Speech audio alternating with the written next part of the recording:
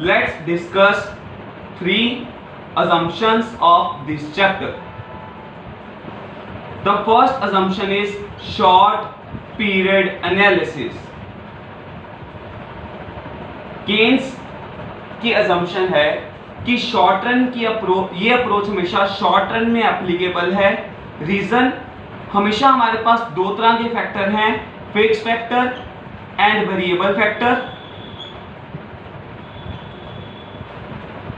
Because short run में fix factor change नहीं होता, ओनली वेरिएबल फैक्टर चेंज होता है.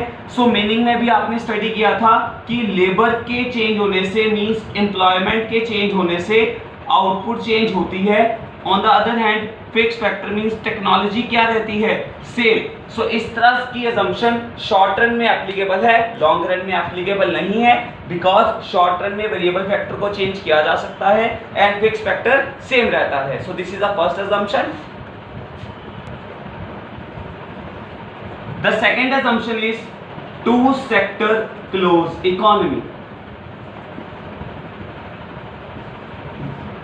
केन्स की assumption है कि इस चैप्टर में टू सेक्टर क्लोज इकोनॉमी को कंसिडर किया जा सकता है बिकॉज इसमें गवर्नमेंट का कोई भी रोल नहीं है. सो टू सेक्टर में दो सेक्टर्स होते हैं, एक consumer and another one is producer. So consumer अपनी हाउस होल्ड नीड्स को पूरा करने के लिए खर्चा करता है. So there are two sectors in the economy, consumer and producer. There is no any interference of government. So दो sectors होने के कारण consumer means household अपनी personal needs को पूरा करने के लिए खर्चा करता है. So that is called consumption expenditure and it is denoted by C. And producer अपने business को expand करने के लिए खर्चा करता है. That is called investment expenditure and that is denoted by I. So इस चैप्टर में जो एग्रीगेट डिमांड है that is equivalent to C plus I.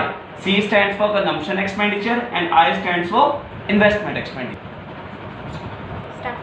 AS is perfectly elastic. इस perfectly elastic का मतलब है कि सप्लाई को हम डिमांड के अकॉर्डिंग चेंज कर सकते हैं. सो हमारे पास शॉर्ट रन के अंदर access capacity of production available होती है.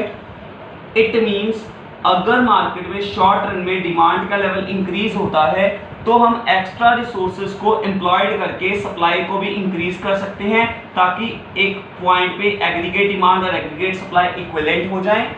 एक्सेस कैपेसिटी ऑफ प्रोडक्शन की जो अजम्पशन है केन्स ने ली है 1930.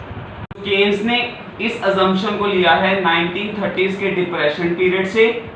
इट मींस जब मार्केट में डिप्रेशन आया था तो डिमांड का लेवल कम होने के कारण कुछ लोग अनएम्प्लॉयड हो गए थे. सो डिप्रेशन के कारण इकोनॉमी में जितने भी रिसोर्सेज थे उन रिसोर्सेज का यूटिलाइजेशन हो नहीं पाया जिसके कारण लोग अनएम्प्लॉयड हो गए. सो जिसके कारण रिसोर्सेज का अंडर यूटिलाइजेशन हो गया. सो इसीलिए डिप्रेशन के कारण हमारे पास at that time extra resources available थे.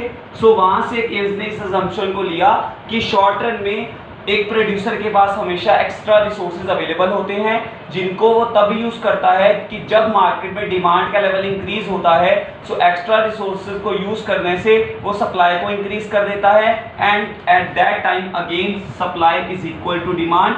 सो ये तीन बेसिक असम्पशंस है इस चैप्टर में, short period analysis, the second is closed economy two sector and third is AS is perfectly elastic means AX has excess capacity.